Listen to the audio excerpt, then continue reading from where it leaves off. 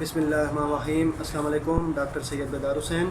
उम्मीद करता हूँ आप सब खैरियत से होंगे। सबसे पहले मेरे यूट्यूब चैनल को सब्सक्राइब कर लें।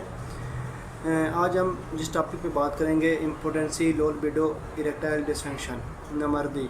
आप सब इस लफ्ज़ से बखूबी वाक़फ़ होंगे।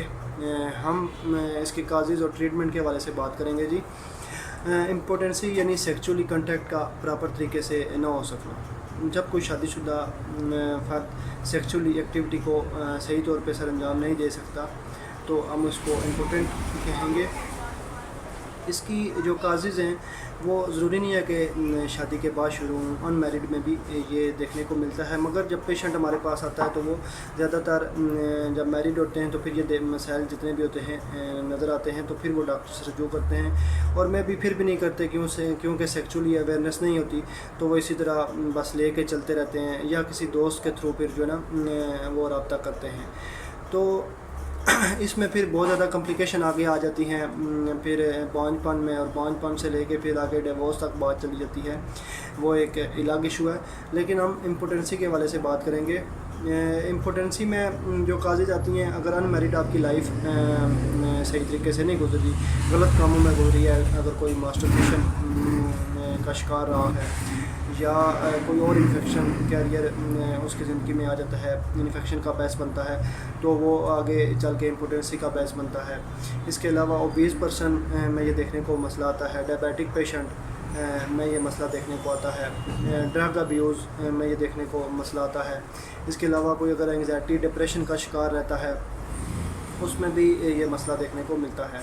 क्योंकि अगर कोई एंग्जाइटी है, डिप्रेशन है और कोई इमोशनल सप्रेशन है, हर वक्त वो दबाव का शिकार रहता है, तो भी ये मसला आता है। और आपकी जो इमोशनल सप्रेशन है वो सबसे ज़्यादा जो है ना आपको सेक्सुअली तौर पे डिस्टर्ब करती है।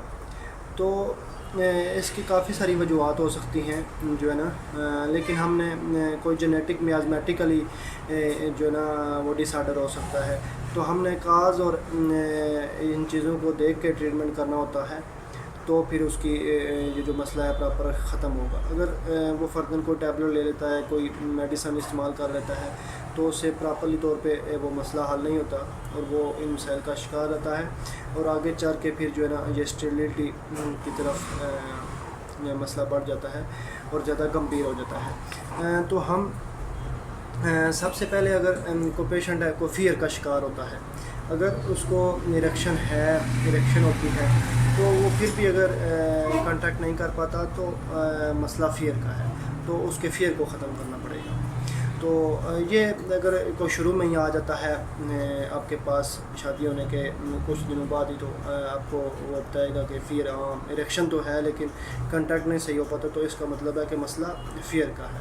लेकिन अगर वो कहता है मुझे इरेक्शन नहीं होती, मॉर्निंग इरेक्शन भी नहीं है, कोई फ़िज़िकली तौर पे इरेक्शन नहीं होती, या कोई सेक्सुअली थाट्स से भी इरेक्शन नहीं होती, तो फिर इसका मतलब है कि लो लिबिडो है और मसला हम इम्पोटेंसी को की तरफ ध्यान देंगे और उसको इम्पोटेंट कहेंगे। तो हम होम्योपैथिक ट्रीटमेंट के हवाले से बात करेंगे।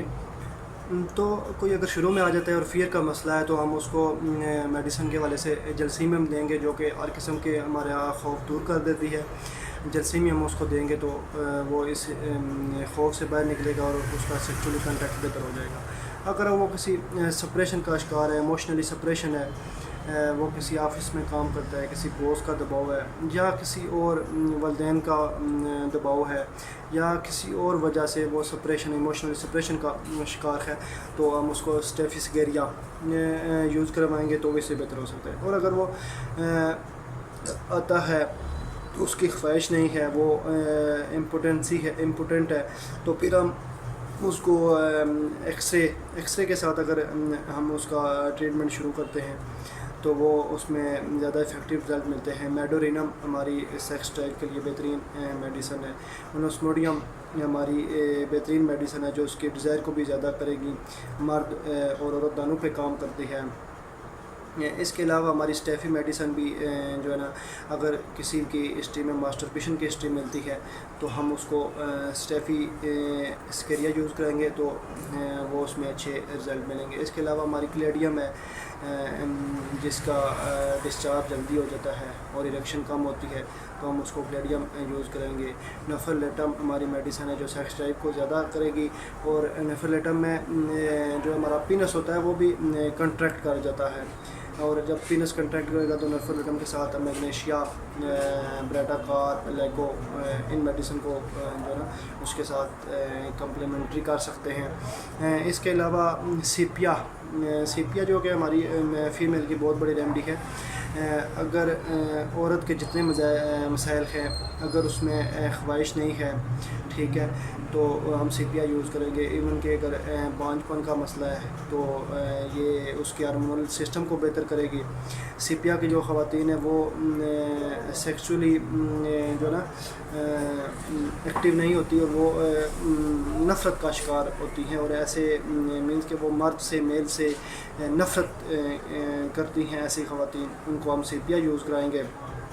اس کے علاوہ ہماری اورم میٹ ہے جو بہت بڑی ریمیڈی ہے، جو ہماری گولڈ سے بنتی ہے، تو یہ ہم فیمیل میل دونوں پہ استعمال کر سکتے ہیں۔ ایزوسپرمیا، لیگوسپرمیا پہ بھی استعمال کریں گے، اور میل اولاد نرینہ کے لیے بھی ہم اس کو استعمال کر سکتے ہیں اورم میٹ۔ تو یہ ہماری گولڈ سے ریمیڈی بنتی ہے۔ تو پرانے زمانے میں جو ہے نا گولڈ کے برتنوں میں کھانا، پیتل کے برتنوں میں کھانا، اس کی ایک وجہ یہ بھی تھی کہ یہ جو ہے نا میل کو مضبوط کرتے ہیں، اور اس میں جو ہے نا سیکچولی ایکٹیویٹی بہتر ہوتی ہے۔ اس کے علاوہ اگر کسی کو شوگر کی وجہ سے پرابلم ہے تو ہم ایسڈ فاسٹ ہماری بہت اچھا ورک کرتی ہے ڈائبیٹک پیشنٹ میں۔